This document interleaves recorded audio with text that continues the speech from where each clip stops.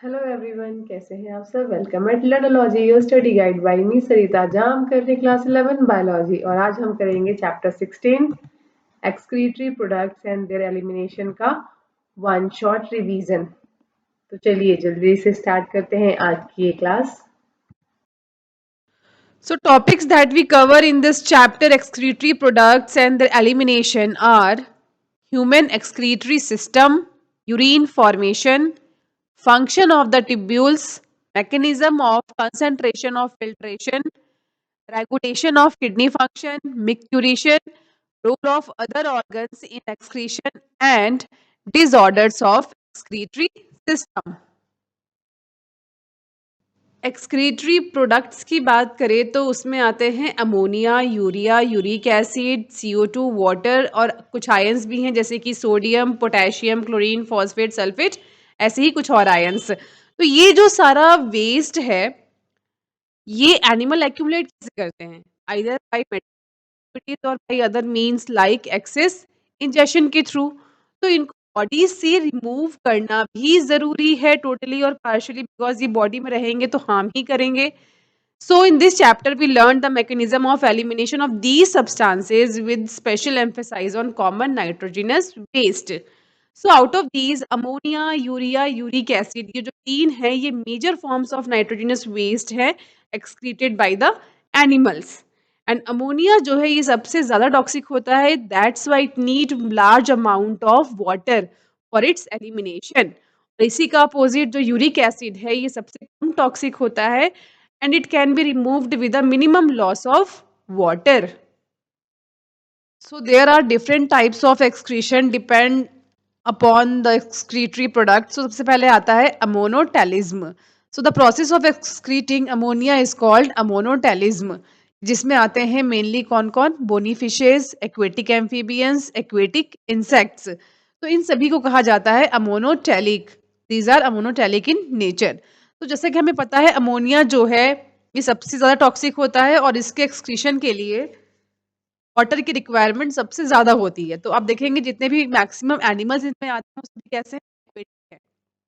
So ammonia is readily soluble, so it is generally excreted by diffusion across body surface or through gill surfaces जैसे कि fishes में as ammonium ions। तो यहाँ पे kidney का कोई रोल नहीं होता है for removal of waste. Next आता है यूरियोटेलिज्म जो मेनली हमें टेरेस्ट्रियल एनवायरनमेंट में अडेप्टेड एनिमल्स में देखने को मिलता है एंड इनका जो एक्सक्रीटरी प्रोडक्ट होता है वो है urea and uric acid which require less water as compared to ammonia.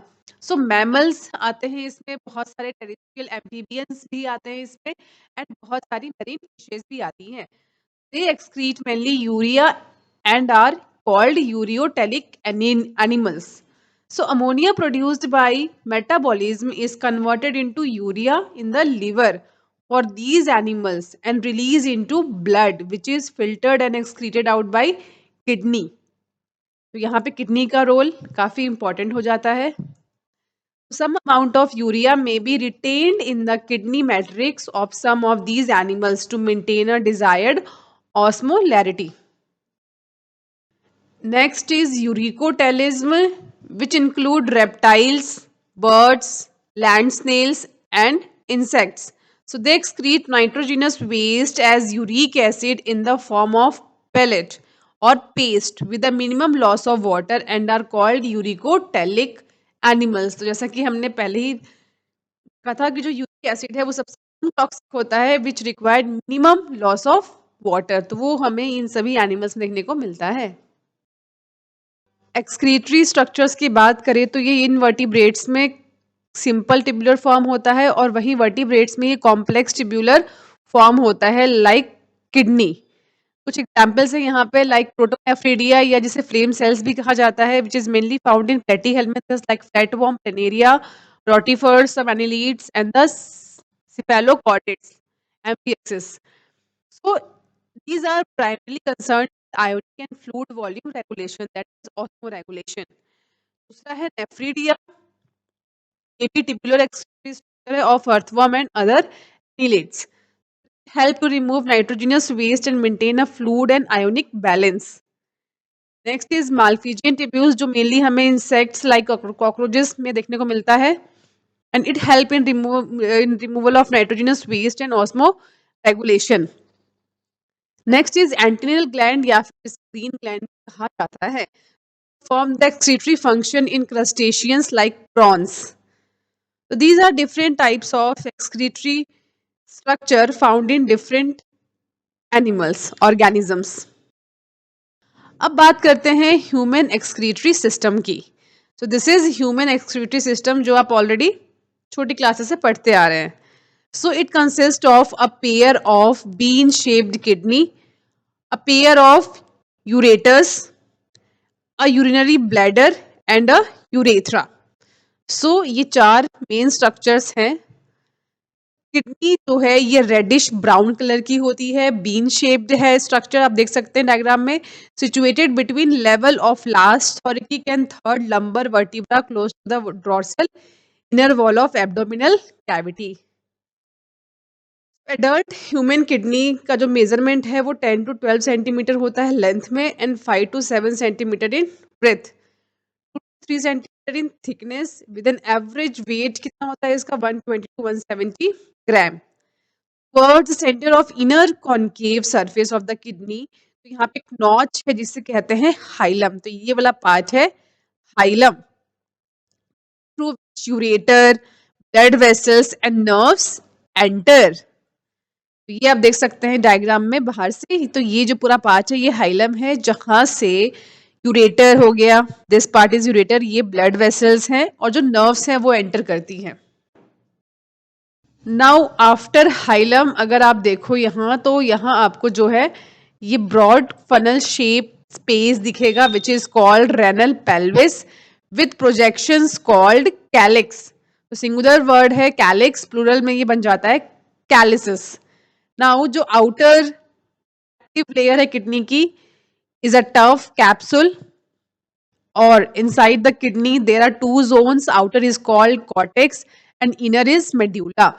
So जो medulla है, which is inner part, is divided into a few conical masses which is called medullary pyramid, ये आप देख सकते हैं, these are medullary pyramids projecting into calyces। और cortex जो है outer part extends in between medullary pyramid and renal columns is called columns of Bertini। Inside the kidney, there are millions of complex tubular structure called nephron. तो ये है nephron, which are functional unit of kidney. So each nephron has two parts, glomerulus part and the renal tubules. So glomerulus is a tuft of capillaries formed by afferent arteriole, a fine branch of renal artery. और जो blood है from the glomerulus is carried away by an efferent arteriole. Now renal tubule begins with a double walled cup like structure called Bowman capsule. तो ये जो आप देख रहे हैं, this is called cup shaped Bowman capsule which encloses the glomerulus. ये है glomerulus, और जो glomerulus along with Bowman capsule is called Malpighian body या फिर रेनल कॉर्पसल्स। ठीक है, तो ये याद रखना है, दोनों को साथ में क्या कहा जाता है, मालफिजियन बॉडी और रेनल कॉर्पसल्स।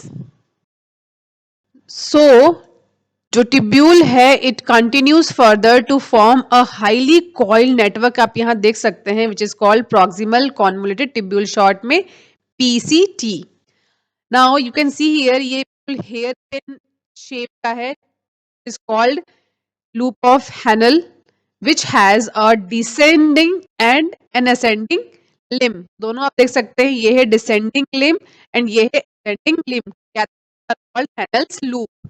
तो असेंडिंग जो ये आप देख रहे हैं limb continues as an highly coiled tubular region called distal convoluted tubule. तो ये है प्रॉक्सिमल कॉन्वोल्यूटेड ट्यूल एंड ये है डिस्टल कॉन्वोल्यूटेड ट्यूल, दोनों याद रखना है। तो ये DCT है of many nephron open into a straight tube called collecting duct. This is collecting duct. तो ये आप देख सकते हैं जो ये नेफ्रॉन है, ये नेफ्रॉन कहाँ पर है, जो ये पिरामिड मेडुलरी पिरामिड है, इसके अंदर आप देख सकते हैं कई सारे ये क्या है, ये नेफ्रॉन्स हैं, यही ये नेफ्रॉन्स हैं। तो आप इमेजिन कर सकते हैं कहाँ होता है नेफ्रॉन्स और कितना कॉम्प्लेक्स स्ट्रक्चर है ये। So this is structural and functional unit of kidney. So many collecting ducts open into renal pelvis. तो हर एक मेडुलरी पिरामिड से जो नेफ्रॉन है वो एक्सक्रीशन कलेक्टिंग डक्ट लाने के बाद ये सारा ओपन होता है कलेक्टिंग डक्ट में together open into the renal pelvis through the medullary pyramid in the calyces. Now हमने यहाँ 3 स्ट्रक्चर की बात करी नेफ्रॉन में, ये है माल्फिजियन कॉर्पसल्स, देन पीसीटी यानी कि proximal convoluted tubule and distal convoluted tubule of nephron are situated in the cortical region of kidney, whereas जो ये लूप ऑफ हैनल है ये आपका होता है मेड्यूला में। तो ये पार्ट है कॉर्टेक्स में और ये है मेड्यूला में। इस तरह से जो नेफ्रॉन है ये अरेंज होता है इनसाइड द किडनी। आप डायग्राम में देख सकते हैं ये जो अपर पार्ट है, जो ये थ्रेड जैसा स्ट्रक्चर है, ये नेफ्रॉन है और इसका कुछ पार्ट आपको दिखेगा कॉर्टेक्स में और ये जो मैक्सिमम पार्ट है ये कहाँ दिख रहा है आपको, मेड्यूला में।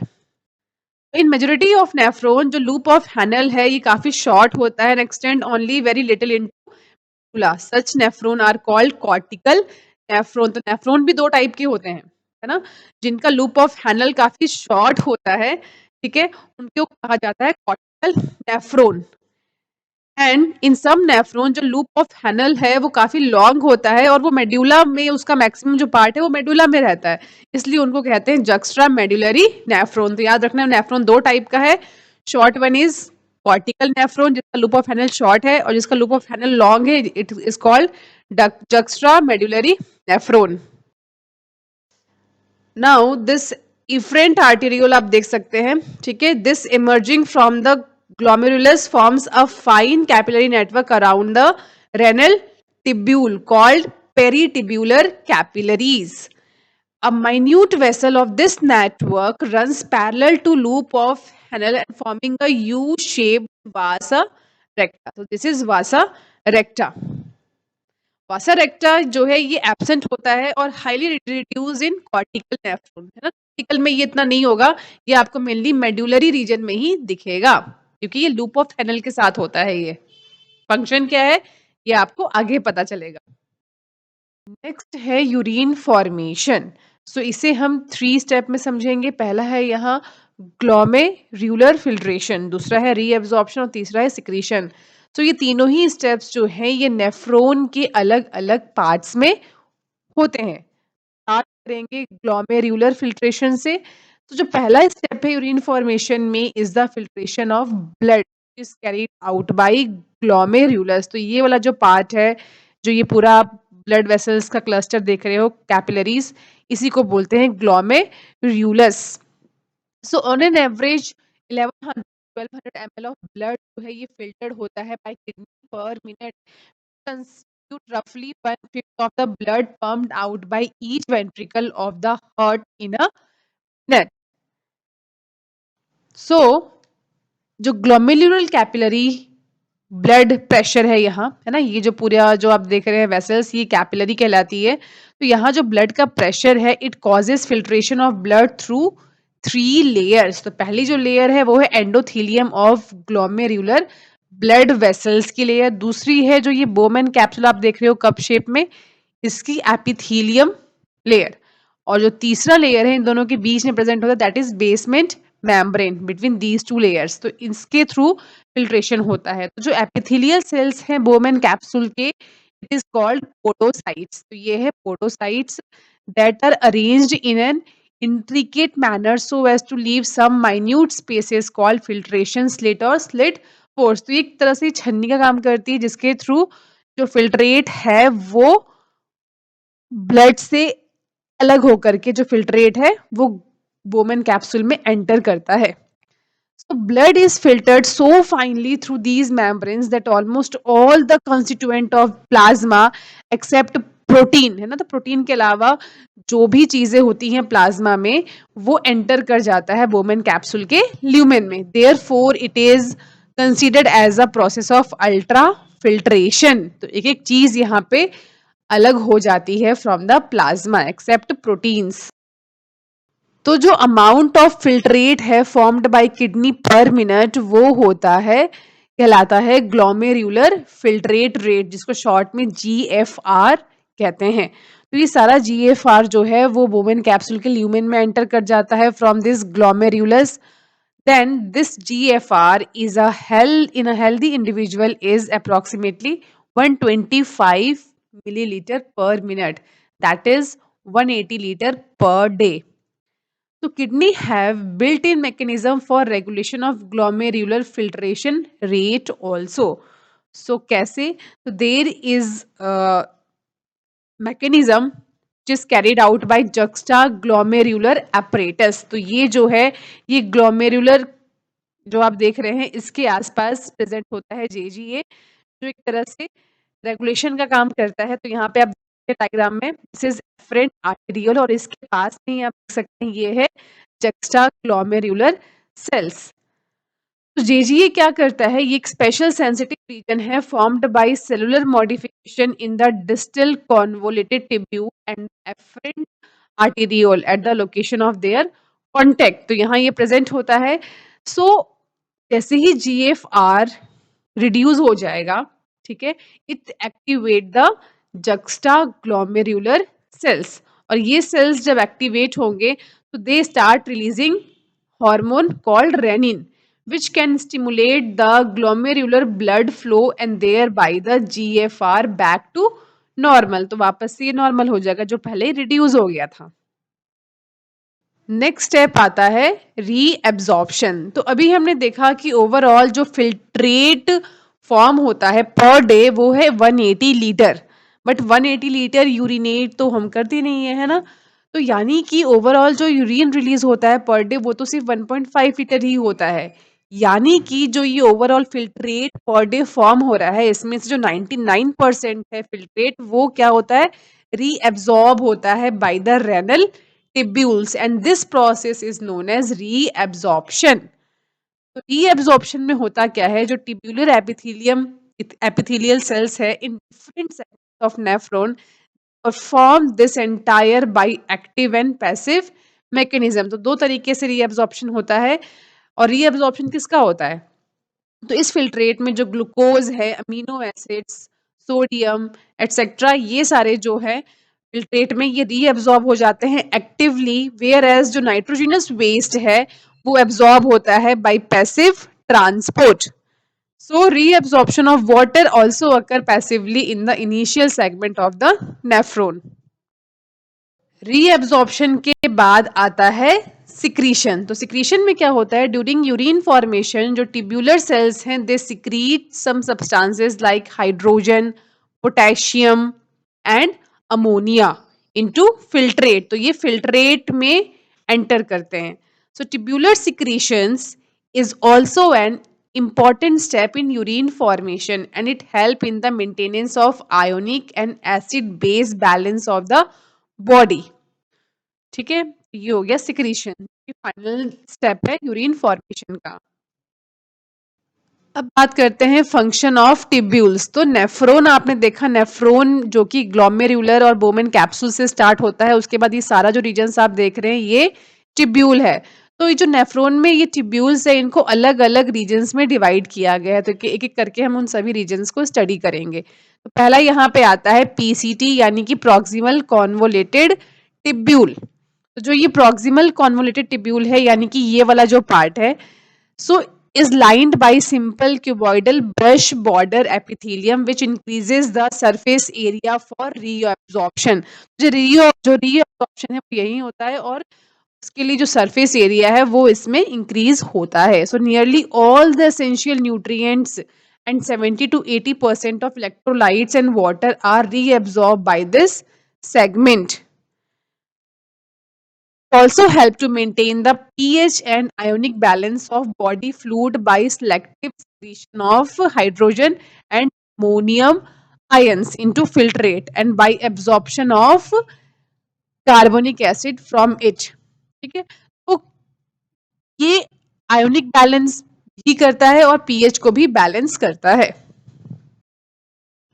नाउ पीसीटी के बाद आता है लूप ऑफ हैनल। तो ये जो आप देख रहे हैं hair pin like shaped U shaped का ट्यूब्यूल, ये से ही कहते हैं loop of Henle, which is of two type, descending and ascending. So reabsorption is minimum in its ascending limb.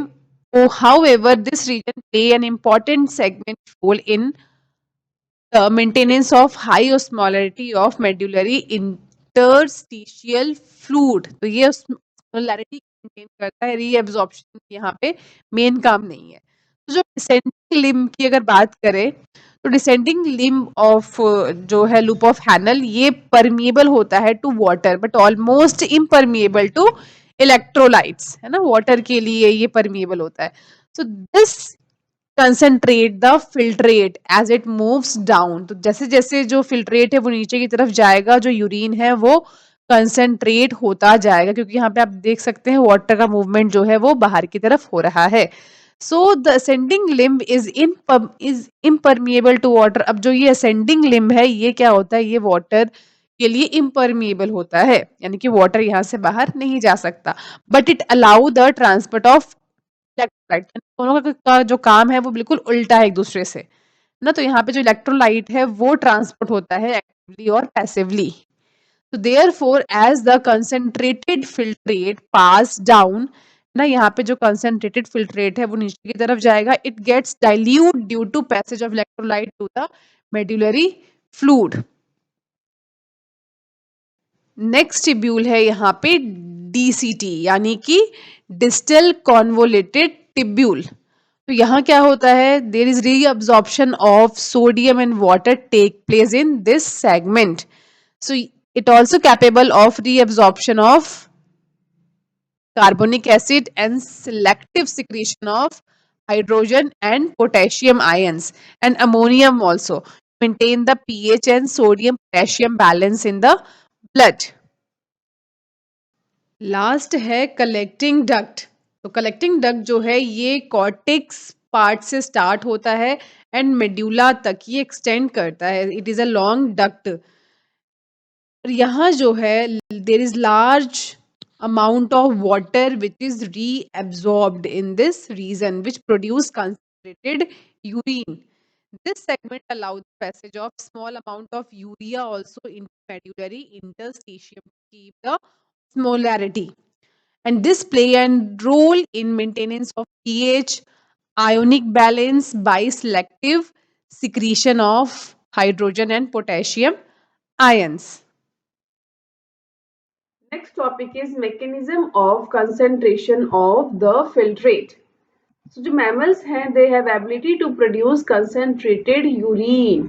So filtrate से concentrated urine का जो formation है it is achieved through counter current mechanism which involves loop of Hanel यानी कि जो hairpin like structure है tubules का and the vasa recta, इसके अराउंड जो ये आप रेड ब्लड वेसल्स देख रहे हैं। These two are responsible to form concentrated urine from the filtrate. So the flow of filtrate in the two limbs of Hanel's loop is in opposite direction and thus form a counter current. तो counter current किसको बोलेंगे, यहाँ पे आप देख रहे हैं ये जो है हेयर पिन लाइक स्ट्रक्चर है टिब्यूल्स का। तो एक है डिसेंडिंग और एक है असेंडिंग, दोनों में ही जो फ्लो है फिल्ट्रेट का वो ऑपोजिट डायरेक्शन में होता है, इसी को बोलते हैं काउंटर करंट। यही सेम जो है वासा रेक्टा में भी होता है। So flow of blood through the two limbs of vasa recta is also in a counter current pattern.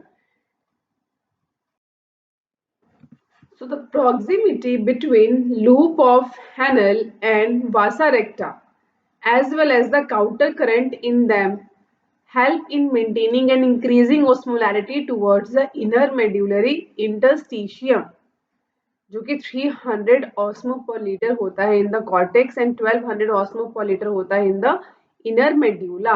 तो आप ये देख सकते हैं यहाँ पे डायग्रामेटिकली जो है वासा रेक्टा ये है और नेफ्रॉन जो है ये है ना, दोनों में आप देख सकते हैं जो फ्लो है फिल्ट्रेट का वो अपोजिट डायरेक्शन में है। और ये जो पूरा रीजन है ये आपका आता है आउटर मेड्यूला में और this is cortex and this is inner medulla. तीनों में ही जो फ्लो है, जो कंसंट्रेशन है फिल्ट्रेट का वो अलग अलग होता है. So this gradient is mainly caused by NaCl and urea. So यहाँ होता क्या है, जो NaCl है is transported by ascending limb of Hanel's loop, ये है Hanel's loop, which is exchanged with descending limb of vasa recta. So this is descending limb of vasa recta. Now NaCl is returned to interstitium by ascending portion of vasa recta. तो यहाँ आ जाएगा. Now similarly, a small amount of urea enter the thin segment of ascending limb of Hanel's loop, which is transported back to interstitium by collecting tubule. तो ये है collecting tubule. So the above described transport of substance facilitated by special arrangement of Hanel's loop and vasa recta, और इसी को बोलते हैं counter current mechanism. तो ये जो काउंटर करंट मैकेनिज्म है, it help to maintain a concentration gradient in the medullary interstitium. So presence of such interstitial gradient help in an easy passage of water from collecting tubule, thereby concentrating the filtrate, that is urine. So human kidney can produce urine nearly 4 times concentrated than the initial filtrate form. तो starting में जो filtrate form होता है, वो filtrate through all this mechanism convert into concentrated urine which is 4 time concentrated. अब बात करते हैं regulation of kidney function. So functioning of kidney is regulated by hormonal feedback mechanism, जिसमें हाइपोथैलेमस है, जेजीए है, हार्ट, ये तीनों मिलके किडनी के फंक्शन को रेगुलेट करते हैं. सो ऑस्मोरिसेप्टर्स जो हैं, जो कि हाइपोथैलेमस ब्रेन में प्रेजेंट होते हैं in the body, are activated by changes in blood volume या फिर बॉडी फ्लूइड वॉल्यूम या फिर आयोनिक कंसंट्रेशन. किसी भी एक के होने से जो ऑस्मोरिसेप्टर्स हैं वो एक्टिवेट हो जाते हैं. ठीक है, ऑस्मोरिसेप्टर्स क्या होते हैं? These are specialized sensory cells in the brain, primarily the hypothalamus, that detects change in the concentration of solute in the blood. So ये है डायग्राम, यहाँ आप देख सकते हैं, ये है हाइपोथैलेमस. सबसे पहले हम बात करेंगे हाइपोथैलेमस कैसे रेगुलेट करता है किडनी फंक्शन को. An excessive loss of fluid from the body activate these receptors which stimulate the hypothalamus to release. क्या क्या रिलीज करवाएगा? एंटी डायूरेटिक हार्मोन यानी कि ADH या फिर वेसोप्रेसिन फ्रॉम द न्यूरोफाइसिस, न्यूरोहाइपोफाइसिस. तो ये है न्यूरोहाइपोफाइसिस जो कि पोस्टीरियर पिट्यूटरी ग्लैंड में होता है. तो ये एक्टिवेट हो जाएगा. ठीक है, पहले तो हाइपोथैलेमस एक्टिवेट होगा और वो रिलीज करवाएगा ADH को. कहाँ से? From the neurohypophysis. नाउ जो ADH है ना, ADH it facilitate water reabsorption. इससे क्या होगा? वाटर का जो रीअब्जॉर्प्शन है वो स्टार्ट होना हो जाएगा from later part of tubule, thereby preventing diuresis. तो डायूरेसिस क्या होता है? Excessive production of urine. तो एक्सेसिव प्रोडक्शन ऑफ यूरिन ना हो इसके लिए रीअब्जॉर्प्शन स्टार्ट हो जाएगा, और ये कौन कर रहा है? ADH. So an increase in the body fluid volume can switch off the osmoreceptors. अब बॉडी फ्लूइड तो बढ़ गया है, इससे क्या हो जाएगा? जो ऑस्मोरिसेप्टर्स है वो अब स्विच ऑफ हो जाएगा, क्योंकि ये एक्टिवेट कब होता था? जब बॉडी फ्लूइड घटता था. And suppress the ADH release to complete the feedback. So ADH इसके अलावा also affect the kidney function by its constrictor effect on blood vessels. So कैसे? This causes an increase in blood pressure. और जैसे ही blood pressure बढ़ेगा, it can increase the glomerular blood flow and thereby the GFR यानी कि glomerular filtrate rate भी क्या हो जाएगा? बढ़ जाएगा. अब बात करते हैं JGA की, which is also responsible to regulate kidney function. Full form है क्या? Juxta glomerulus apparatus. सो जैसे ही ग्लोमेरुलर ब्लड फ्लो फॉल होगा या ग्लोमेरुलर ब्लड प्रेशर फॉल होगा, तो जो GFR है, ठीक है, ये एक्टिवेट कर देगा किसको? JG सेल्स को. JG सेल्स कहाँ होते हैं? यहाँ एफरेंट आर्टेरियोल के कॉन्टेक्ट में होते हैं. तो ये एक्टिवेट हो जाएगा. जैसे ही एक्टिवेट होगा JG सेल्स, ये रिलीज करवाएगा रेनिन. अब रेनिन क्या करेगा, रेनिन जो है ये एंजियोटेंसिनोजन जो कि ब्लड में होता है इसको कन्वर्ट कर देगा एंजियोटेंसिन 1, और जो एंजियोटेंसिन 1 है ये कन्वर्ट हो जाएगा एंजियोटेंसिन 2 में। फाइनली जो एंजियोटेंसिन 2 है ये अब क्या करेगा, it being a powerful vaso constrictor, और ये इंक्रीज करेगा ग्लोमेरुलर ब्लड प्रेशर जो कि फॉल हो गया था, ठीक है। और इसी से क्या होगा, जो ग्लोमेरुलर फिल्ट्रेट रेट है ये भी बढ़ जाएगा। अब दूसरा काम क्या है, ये also activate the adrenal cortex to release aldosterone, तो ये हार्मोन भी रिलीज होंगे। और जो एल्डोस्टेरोन है it causes reabsorption of sodium and water from the distal part of tubule. This also lead to an increase in blood pressure and GFR, तो इससे क्या हो जाएगा, ब्लड प्रेशर बढ़ जाएगा। तो दिस कॉम्प्लेक्स मैकेनिज्म इसको क्या कहा जाता है, रेनिन एंजियोटेंसिन मैकेनिज्म, क्योंकि जो रेनिन है वो एंजियोटेंसिन फॉर्म करवाता है और जो एंजियोटेंसिन है वो ये सारा काम करता है। अब आता है हार्ट, तो हार्ट कैसे रेगुलेट करता है किडनी फंक्शन को, so an increase in blood flow to the atria of the heart, it causes the release of atrial natriuretic factor जिसको शॉर्ट में एएनएफ कहा जाता है। तो होता क्या है, जैसे ब्लड प्रेशर बढ़ेगा, है ना, जैसे ब्लड प्रेशर बढ़ेगा तो क्या होगा, जो हार्ट है ये एएनएफ रिलीज करेगा। अभी जो एएनएफ है ये क्या करेगा, ANF can cause vasodilation यानी कि dilation of blood vessels and thereby decrease the blood pressure. जो वेसल्स हैं वो डायलेट होंगी, डायलेट होने से क्या होगा, जो ब्लड प्रेशर है वो घट जाएगा। So ANF mechanism therefore act as a check on renin angiotensin mechanism, तो ये उसको चेक ऑन करता है, यानी कि जैसे ही जो रेनिन एंजियोटेंसिन मैकेनिज्म है उसके थ्रू बीपी बढ़ेगा, ब्लड प्रेशर बढ़ेगा, तो तभी एएनएफ रिलीज हो जाएगा और एएनएफ क्या करेगा, उस प्रेशर को कम कर देगा, तो ये उस प्रेशर को रेगुलेट करता है। अब बात करते हैं मिक्टूरेशन की, तो मिक्टूरेशन क्या होता है, urine formed by nephron is comes out of kidney through ureter and finally ये स्टोर होता है यूरिनरी ब्लैडर में, ठीक है, till a voluntary signal is given by central nervous system यानी कि सीएस।